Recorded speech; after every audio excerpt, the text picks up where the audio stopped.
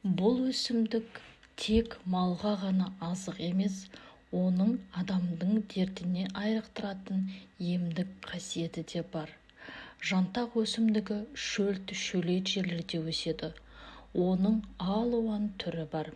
Мәселен, Америка шөлінде 7 түрі, тмд елдерінде 5 түрі, ал Қазақстанда оның 4 түрін кездестіруге болады. Қазақстанды көбіне Каспий, Арал, Ембі, Ертіс, оңтүстік Қазақстан, Маңғыстау, Мойынқұм, Іле-Шу аймақтарында көптеп кездестіре аламыз. Қазақстанның оңтүстік және орталық аймақтарында қырғыз жантағы және сирек жапырақты жантақ түрі кездеседі. Жантақ өсімдігінің емдік қасиетіне келетін болсақ, алуан. Жантақ өсімдігінің емдік қасиеттерін халқымыз ерте заманнан пайдаланып келген. Жантақ шөбінің тамыры да, оның сабағы мен масақтарының да емдік қасиеттері өте көп. Жантақ өсімдігінің құрамында С витамині, каротин, эфир майлары, гликозидтер, флавонид, сапонин заттары, қант, суда еритін органикалық заттар көптеп кездеседі. Медицина саласында жантақтың жер бетіндегі бөлігі пайдаланылады. Жантақ сабақтарын құрғатып, ұнтақ күйінде дәрілік препараттар жасайды. Жемісі мен тамырынан дәрі-дәрмек өндіреді.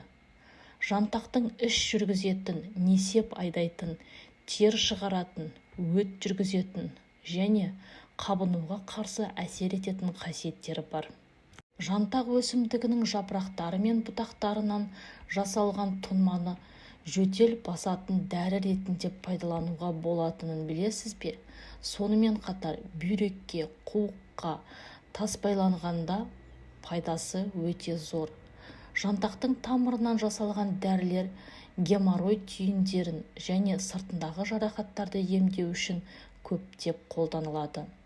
Жантақтың жаңа гүлдеген кезінде гүлін жинап алып, суға қайнатып, асқазан, ішек ауруларына қарсы ішеді. Жантақтың тамырын да суға қайнатып, тізе, буын ауруларына, жүрек соғысы нашарлағанда және тамақ ауруларына да ем ретінде пайдаланылады. Шыны керек, ертеде әжелеріміз айтқан жантақ туралы емді көптеп қолданамыз. Жантақтың адам ағзасына пайдасы өте көп. Сондықтан одан емдік қасиеті бар тұнба дайындалуға болады. Мысалы, 20 грамм тамыр үгітіндісін 300 грамм қайнап тұрған суға салып, жабық ыдыста 30 минут бұқтырып, оны сүзіп алып, ас алдында әр жолы 3 ас қасықтан күніне 3 рет ішсе болады. Мұны бүйректе тас құм байланса, жүрек қызметінің нашарлауынан денеге ісік шықса, ас алдында 1 ас қасықтан ішеді. Күніне 3 рет ішіледі. Жантақтан қайнатпа жасайды. Ангина, экземаларды, әйел адамдардың спецификалық ауруларына қарсы асқазан язвасына қолданылады. Сондай-ақ жантақтың суыққа қарсы, ыстықты түсіретін, жөтелді басатын, жараның аузын жиыратын, зәр айдайтын, іш қатуын болдырмайтын қасиеттері де бар екен. Бұған қоса, жатыр мойнының эрозиясы, іріңді отит кезінде жантақ ваннасын қабылдау керек екен. Дегенмен, мұндай емдерді пайдаланбас бұрын емдеуші дәрігеріңізбен кеңескен дұрыс. Сонымен қатар, бұл өсімдік гүлдеген кезінде ара жәндіктері гүлдерінен бал жинай бастайды. Оның дәмі кермектеу болады.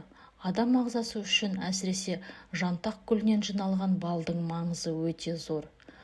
Жоғарыда айтып өткендей, жантақ түйе малының сүйіп жейтін азығы. Қой мен ешкі де бұл өсімдік сүйіп жейді. Үнемі жантақ өсімдігімен қоректенген ұсақ малдардың қосымша емдеудің қажеті жоқ. Олар жемдеген малдан бетер қоңды болып, еті өте дәмді болады. Өсімдігінің қасиеттері табиғат сыйы. Видео ұнаса лайк және комментария қалдырыңыздар. Сіздерге бұдан да қызықты видео ұсынатын боламын.